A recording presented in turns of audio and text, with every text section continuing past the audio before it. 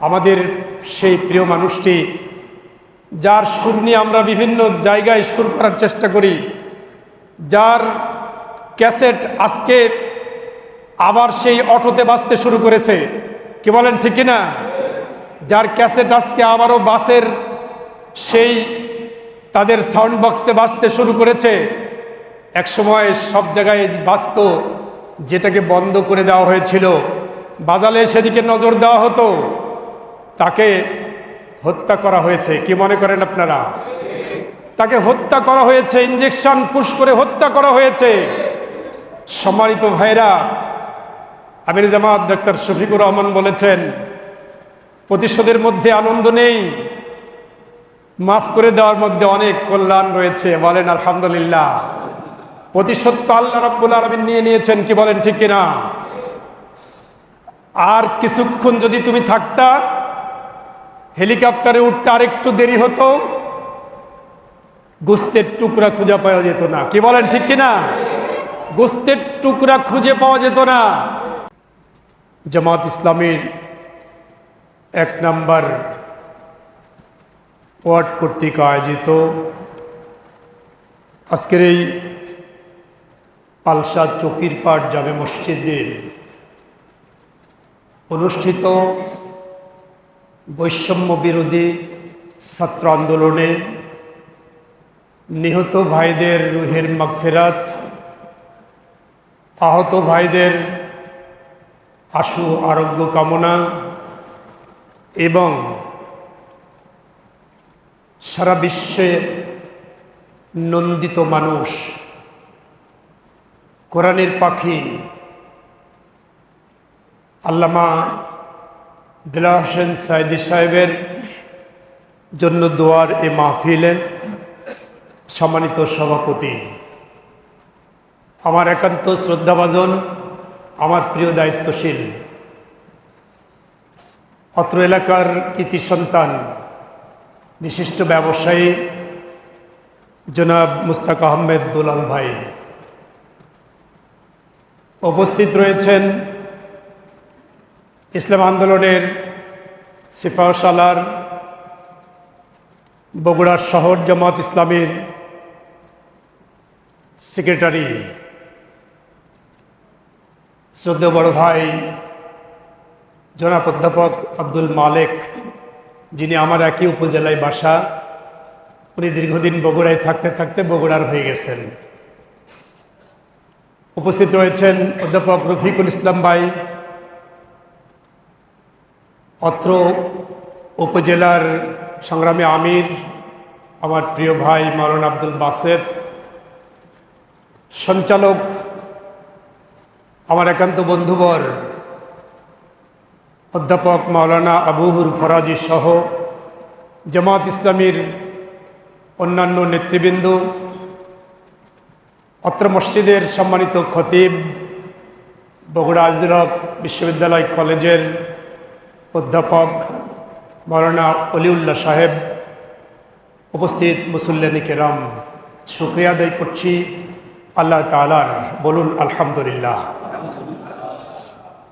দরুদ ও তসলিমাত বর্ষিত হোক মানবতার মুক্তির দূত সৈয়দনা মুহাম্মদুর রাসূলুল্লাহ সাল্লাল্লাহু আলাইহি ওয়াসাল্লামের প্রতি। আমি আপনাদেরকে আল্লাহর পথে আহ্বান করতে চাই। আজকের আলোচনার বিষয় আল্লাহর পথে আহ্বান। আমি আপনাদের কাছে কোরআনে কারিমের আয়াত থেকে, রাসূলুল্লাহর হাদিস থেকে আল্লাহর পথে আহ্বান করতে চাই, আহ্বান করছি, করব। যেই আহ্বানটি আমাদের সকলকেই, সকল মানুষের কাছে পৌঁছাতে হবে। পারবো না ইনশাআল্লাহ?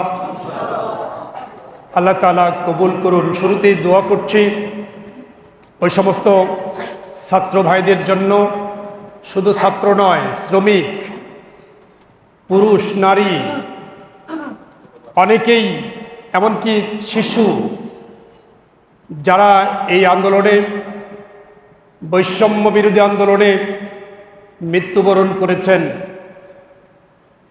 এবং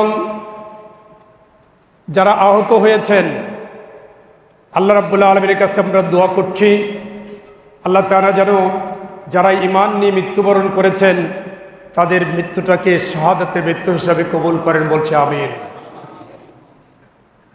আর যারা আহত রয়েছেন, একদিন টেলিভিশনে দেখলাম একটি ছেলে, প্রাণবন্ত ছেলে, শিক্ষিত ছেলে, তার মাথায় গুলি লেগেছিল সাভারে। সেখানে কয়েকটি হাসপাতাল চিকিৎসা করে এরপরে ঢাকা মেডিকেলে নেওয়া হয়েছে, সে সুস্থ। কিন্তু সে শুধু তার বাবা মার দিকে ফ্যাল করে তাকিয়ে থাকছে, কিছু বললেও জবাব দিচ্ছে না, সেও কিছু বলছে না।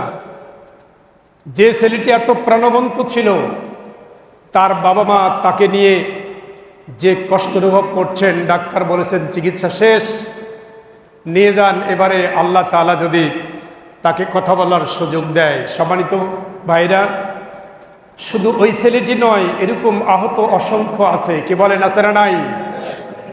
এই অসংখ্য আহত যুবক সকল জনতার মধ্য থেকে যারা রয়েছেন, আল্লাহ রাব্বুল আলামিন তাদের সকলকেই আশু শেফায়ে আজেলা, শেফায়ে কামেলা দান করুন বলছে আমিন। আমাদের সেই প্রিয় মানুষটি, যার সুর নিয়ে আমরা বিভিন্ন জায়গায় সুর করার চেষ্টা করি, যার ক্যাসেট আজকে আবার সেই অটোতে বাজতে শুরু করেছে। কি বলেন, ঠিক কিনা? যার ক্যাসেট আজকে আবারও বাসের সেই তাদের সাউন্ড বক্সতে বাজতে শুরু করেছে। এক সময় সব জায়গায় বাজতো, যেটাকে বন্ধ করে দেওয়া হয়েছিল, বাজালে সেদিকে নজর দেওয়া হতো, তাকে হত্যা করা হয়েছে। কি মনে করেন আপনারা? তাকে হত্যা করা হয়েছে, ইঞ্জেকশন পুশ করে হত্যা করা হয়েছে। সম্মানিত ভাইরা, আমির জামাত ডক্টর শফিকুর রহমান বলেছেন, প্রতিশোধের মধ্যে আনন্দ নেই, মাফ করে দেওয়ার মধ্যে অনেক কল্যাণ রয়েছে। বলেন আলহামদুলিল্লাহ। প্রতিশোধ তো আল্লাহ রাব্বুল আলামিন নিয়ে নিয়েছেন। কি বলেন, ঠিক কিনা?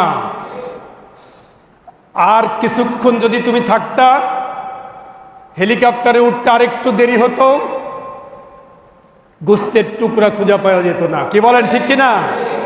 গোস্তের টুকরা খুঁজে পাওয়া যেত না। পালিয়ে বাঁচলেও আজকে কি খুব সম্মানে আছে মনে করছেন? কি মনে করেন আপনারা? খুব সম্মানের সাথে আছে ওখানে, লাঞ্ছনার সাথে।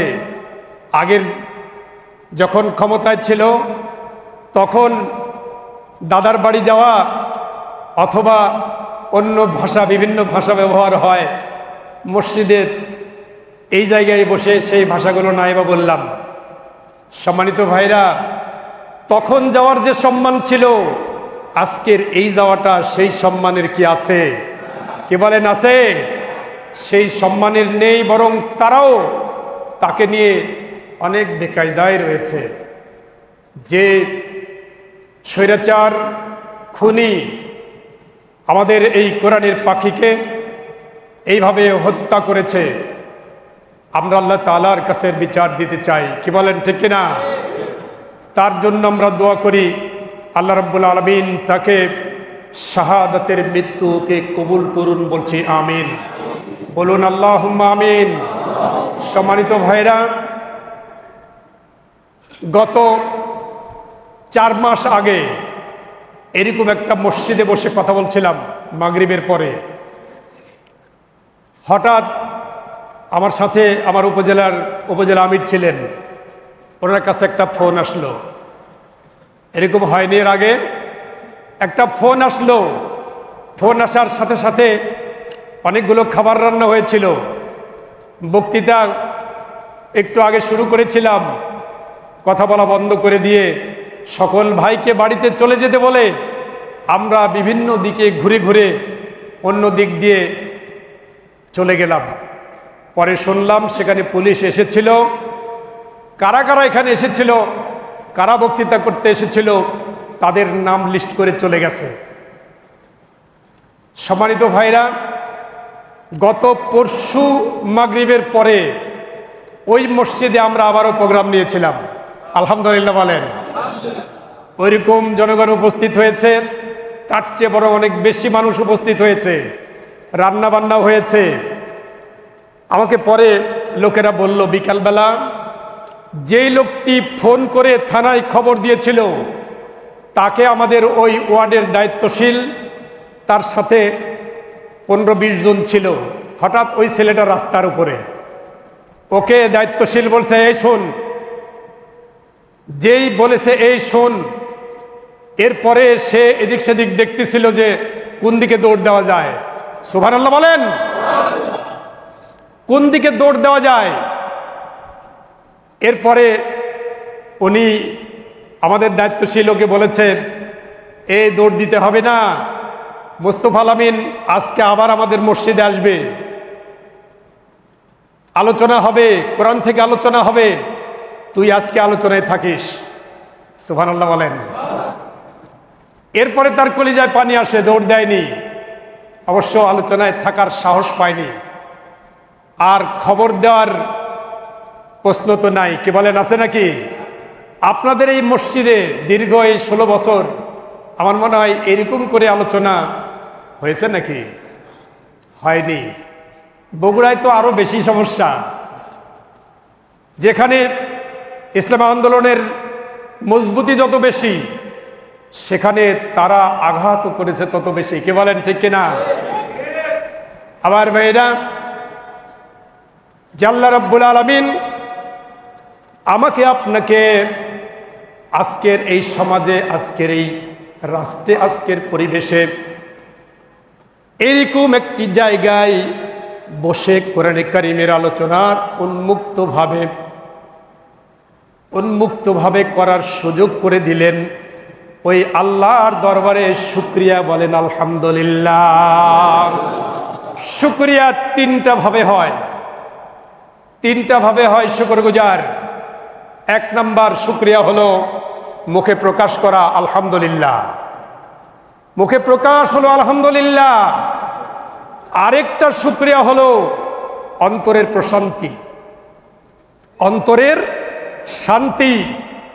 গত 5 তারিখে আমার বন্ধুবর আবুহুর ফরাজি ঘোষণায় বলেছেন 71-এর স্বাধীনতা, 24-এর 5 তারিখের স্বাধীনতা, কি বলেন, ঠিক কিনা? এইটা স্বাধীনতা, যে স্বাধীনতার কারণে আজকে আমরা আলহামদুলিল্লাহ বলতে পেরে অন্তর থেকে খুশি না বেজার? আলহামদুলিল্লাহ। আবার ভাইরা, কিছু মানুষের বেজারিও আছে না নাই? যারা বেজার হচ্ছে তারা শুকরগুজার করতে পারল না। আল্লাহ রাব্বুল আলামিন কোরআনে কারীম দিয়ে বলেছেন লা ইন শাকারতুম লা আযীদান্নাকুম, যদি তোমরা শুকরগুজার হও আমি তোমাদের জন্য নিয়ামতকে বাড়িয়ে দেব। ওয়ালা ইন কাফারতুম, আর যদি অস্বীকার করো, মনে শান্তি না লাগে, কি বলেন, ঠিক না? মনের ভিতরে যদি শান্তি না আসে, না মনে হয় শান্তি হচ্ছে এমনটি যদি মনে না আসে, তাহলে ইন্না আযাবি লাশাদীদ, তবে জেনে রাখো নিশ্চয় আমার শাস্তি, লাশাদীদ লাম তাকিদ দিয়ে বলা হয়েছে, অবশ্যই কঠিন শাস্তির মধ্যে পড়তে হবে। বলেন না নাউজুবিল্লাহ।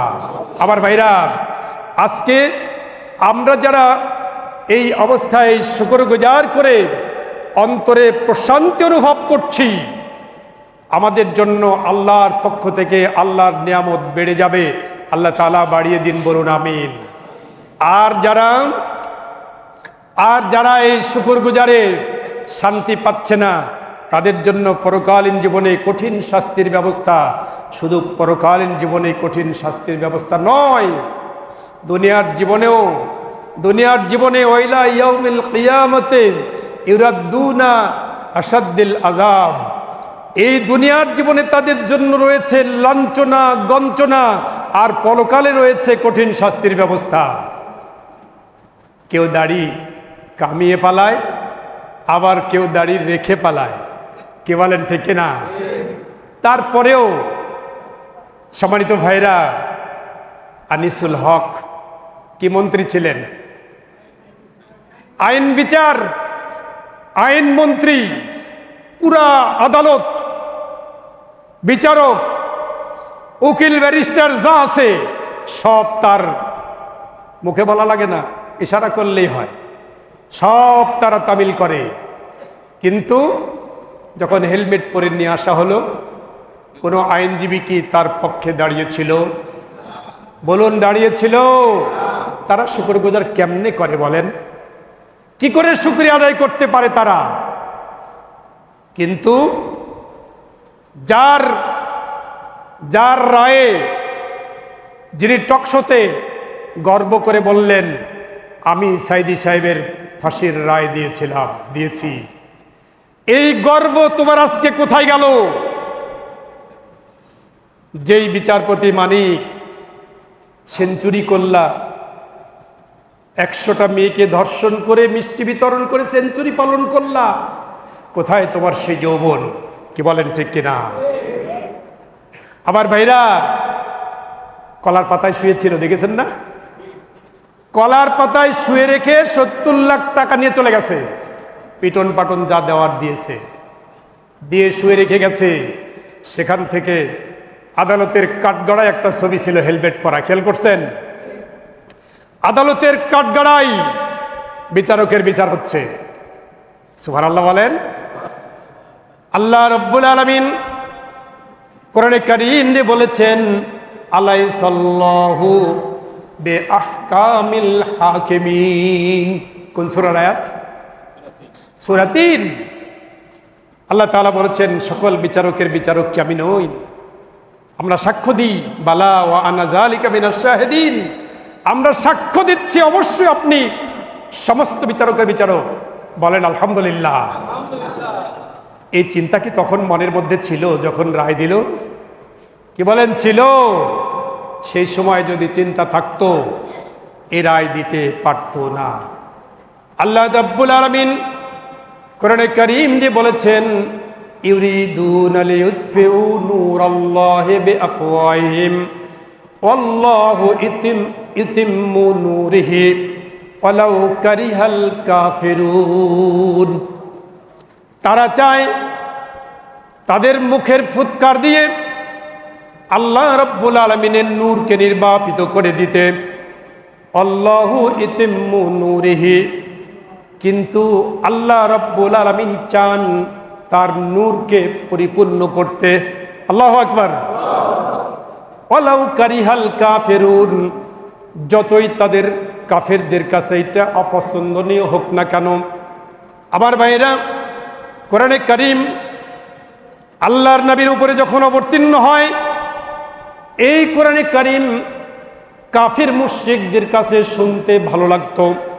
আবু জেহেল, আবু সুফিয়ান, ওলীদ ইবনে মুগিরা, এই 3জন ব্যক্তি গোপনে গোপনে কাবা ঘরের কোনো প্রান্তে রাসূলুল্লাহ যখন কোরআনে কারীমের তেলাওয়াত করতেন গভীর রাত্রিতে, এই 3জন ব্যক্তি গোপনে গোপনে আল্লাহ রাসূলের কোরআন শুনতে কাবা ঘরের গেলাফের ভিতরে আশ্রয় নিত, লুকিয়ে থাকতো। সুবহানাল্লাহ বলবেন না? তাদের দেখা হয়ে গেলে বলতো, কোথায় গিয়েছিলে? বলে, মুহাম্মাদের কোরআন শুনতে ভালো লাগে। তারপরে তারা একমত হয়েছে, আমরাই যদি ভালো বলি তাহলে তো লোকেরা ঝুঁকে পড়বে।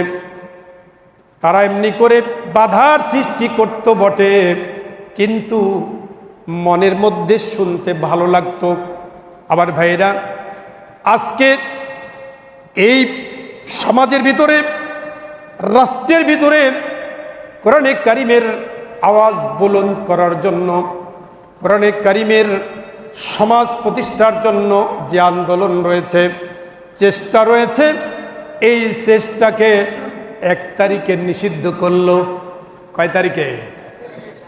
1 তারিখে নিষিদ্ধ করেছে। এটা আবার ফিরে এসেছে কত তারিখে? 27 তারিখে। 27 দিনের ব্যবধানে তারা করেছিল নিষিদ্ধ।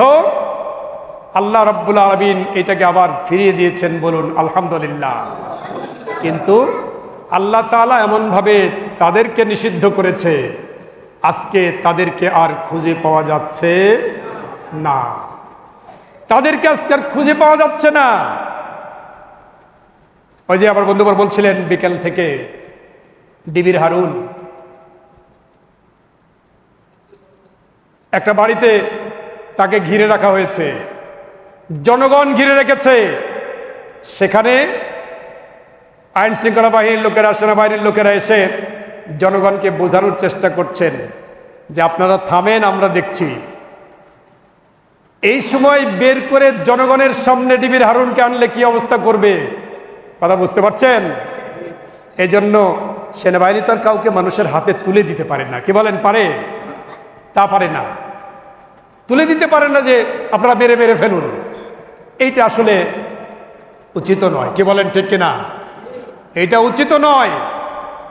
সম্মানিত ভাইরা, আমি দুটো দৃষ্টান্ত আপনাদের কাছে পেশ করে আমার আলোচনার দিকে আসতে চাই। বৈষম্য বিরোধী ছাত্র আন্দোলন, ওরা একটা বিষয়ের বৈষম্য নিয়ে আন্দোলন শুরু করেছিল, সেটা হলো শিক্ষায় বিসিএসে কোঠার বিষয়টা নিয়ে। একটা বিষয় নিয়ে তার আন্দোলন শুরু করেছিল। বাংলাদেশে কি বৈষম্য ওই একটা জায়গায় আছে? ওই একটা জায়গায় বৈষম্য ছিল। এখনো কি বৈষম্য আছে না নাই? আছে। আমরা এখানে বাতাসের মধ্যে অক্সিজেন গ্রহণ করছি, নিচ্ছি না? যে অক্সিজেন গ্রহণ করছি, এই অক্সিজেন দায়িত্বশীলরা বেশি পাচ্ছে আর সাধারণরা কম পাচ্ছে। কি বলেন এরকম? বুড়ো মানুষ বেশি পাচ্ছে, ছোটরা কম পাচ্ছে, প্রয়োজন মাফিক পাচ্ছে, আলহামদুলিল্লাহ। আবার ভাইরা, এই অক্সিজেন একজন নামাজি ব্যক্তি যেমন পায়, বেনামাজিও পায় না? পায় না? বেনামাজিও পায়।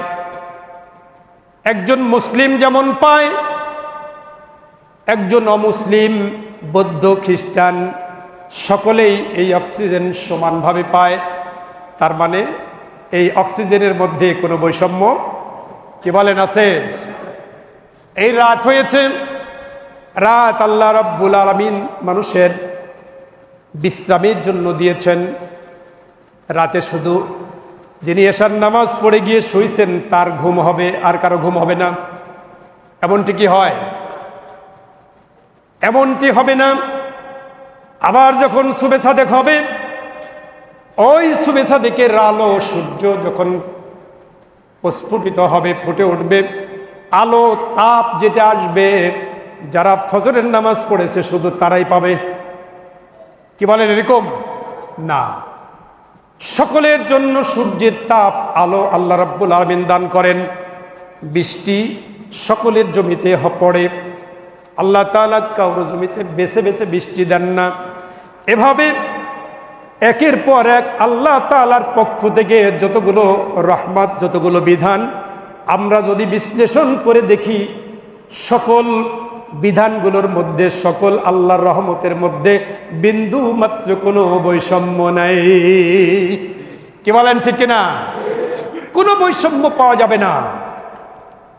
আবার ভাইরা, এজন্য আমি আপনাদের কাছে আরেকটু জিজ্ঞেস করতে চাই, আল্লাহ তাআলা কোরআনে কারীম দিয়া যতগুলো বিধান, যতগুলো আইন, একজন ব্যক্তি, তার পরিবার, তার সমাজ, তার অর্থনীতি, তার চিকিৎসা, তার বিচার, তার রাষ্ট্রীয় ব্যবস্থা, সকল দিকগুলোর ব্যাপারে কোরআনে কারীমে আল্লাহ রাব্বুল আলামিন বিধান দিয়েছেন, আছে না নাই?